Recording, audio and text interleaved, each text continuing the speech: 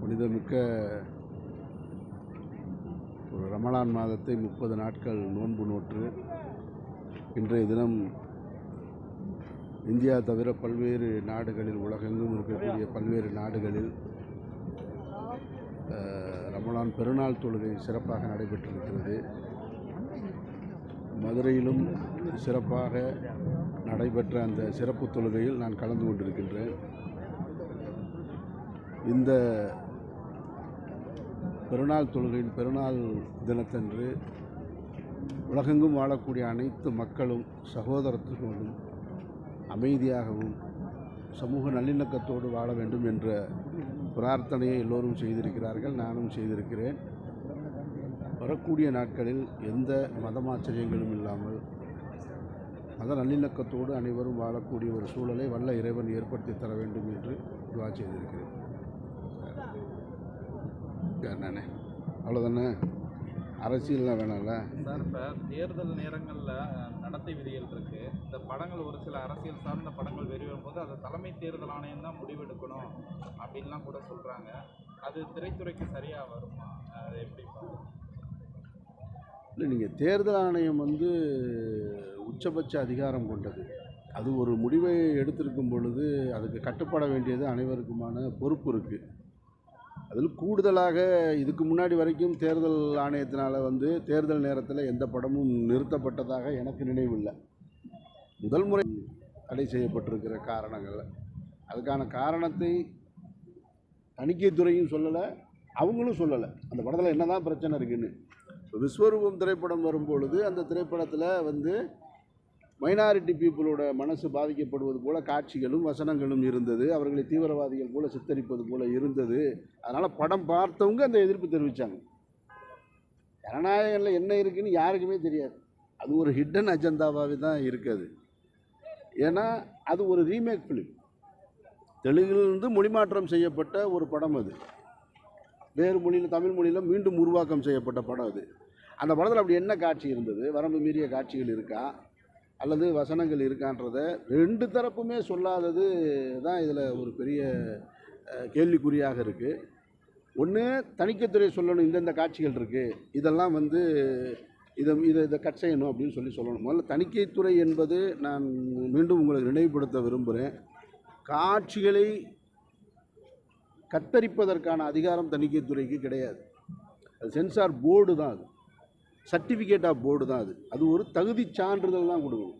இது ஏ சர்டிஃபிகேட்டு, இது you certificate, இது யூஏ சர்டிஃபிகேட்டுன்னு கத்தரிங்கன்னு சொல்லிவிட்டு அஃபீஷியல் லெட்ரு கொடுக்கவே மாட்டாங்க.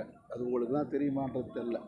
என்னுடைய திரைப்படங்கள்லாம் போச்சுன்னா இந்தந்த காட்சிகளை நீங்கள் கட் பண்ணணும்னு சொல்லிவிட்டு ஒரு ஒயிட் ஷீட்டில் தான் எழுதி கொடுப்பாங்களே தவிர சென்சார் போர்டோட அஃபீஷியல் லெட்டர்லேருந்து வராது.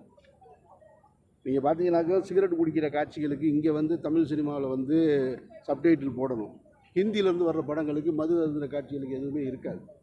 ஆனால் சென்ட்ரல் போர்டு, பேருக்கு சென்ட்ரல் போர்டு, ஆனால் ஸ்டேட் கவர்மெண்ட்டில் ஒரு ரூல் இருக்குது, நார்த் இந்தியாவில், இங்கே தமிழ்நாட்டில் ஒரு ரூல் இருக்குது, நார்த் இந்தியாவில் ஒரு ரூல் இருக்குது. இதையே ஏற்கனவே இங்கே இருக்கிற திரைப்படத்துறை சார்ந்த தயாரிப்பாளர்கள் யாரும் கேட்டாங்களான்னு தெரியாது.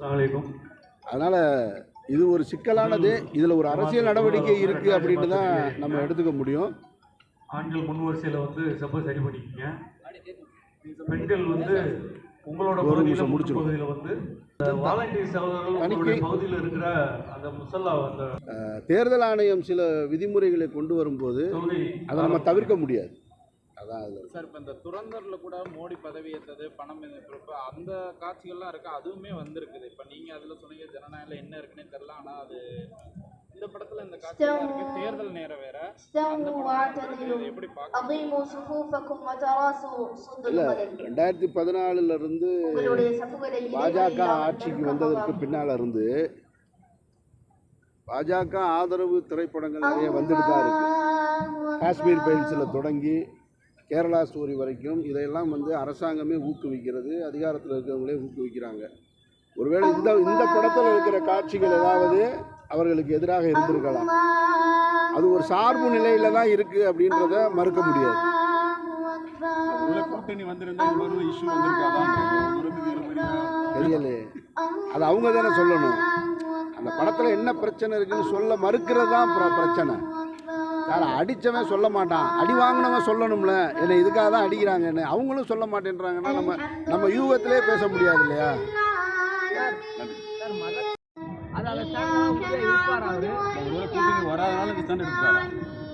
அந்த மறைவான அவருடைய உள்ளத்தில் இருந்த நிகழ்வுகளை நம்ம சொல்ல முடியாது, இல்லை மறைவாக என்ன நடந்ததுன்றதையும் நம்ம விவரிக்க முடியாது. பட் அவர் எடுத்திருக்கிற ஸ்டாண்டு சரியானதான்னா சரியானதுன்னு நம்ம வரவேற்று தான் ஆகணும். அவங்களுடைய தலைவர்கள், தாவேகா தலைவர்களுடைய நிலைப்பாடுகளில் என்ன நமக்கு பெரிய கேள்விக்குறியை உருவாக்குதுன்னா, நாங்கள் யாரோடையும் பேச்சுவார்த்தை நடத்தலைன்றாங்க. ஒருத்தர் சொல்கிறாரு 90 சீட்டு 2.5 ஆண்டு முதல்வர் பதவின்றாரு. ஸோ முரண் அவங்கக்கிட்ட தான் இருக்குது, நம்மக்கிட்ட இல்லை.